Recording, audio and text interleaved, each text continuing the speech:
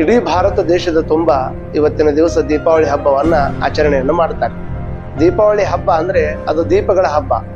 ಇವತ್ತು ಬಹಳಷ್ಟು ವಿಶೇಷವಾಗಿರತಕ್ಕಂತ ಜಗಮಗಿಸುವಂತ ಲೈಟ್ಗಳು ಬಂದರೂ ಸಹಿತ ಆದ್ರೂ ದೀಪ ತನ್ನ ಬೆಲೆಯನ್ನು ಯಾಕೆ ಕಳ್ಕೊಂಡಿಲ್ಲ ಅಂತಂದ್ರೆ, ಎಂತಹ ಲೈಟ್ ಅನ್ನ ನಾವು ಹಚ್ಚಿದ್ರೂ ಸಹಿತ ಒಂದು ಲೈಟ್ನಿಂದ ಇನ್ನೊಂದು ಬಲ್ಬ್ನಿಂದ ಇನ್ನೊಂದು ಬಲ್ಬನ್ನು ಹಚ್ಚೋದಕ್ಕೆ ಇನ್ನೂ ಕೂಡ ಸಾಧ್ಯ ಆಗಿಲ್ಲ. ಆದರೆ ಒಂದು ಪುಟ್ಟ ಹಣತೆಯಿಂದ ಕೋಟಿ ಕೋಟಿ ಹೊಸ ದೀಪಗಳನ್ನು ಹಚ್ಚುವಂತ ಸಾಮರ್ಥ್ಯ ಆ ಪುಟ್ಟ ಹಣತೆಯೊಳಗಿರುತ್ತದೆ. ಹೀಗಾಗಿ ದೀಪ ಎಂದೂ ಕೂಡ ತನ್ನ ಮಹತ್ವವನ್ನ ಕಳ್ಕೊಂಡಿಲ್ಲ.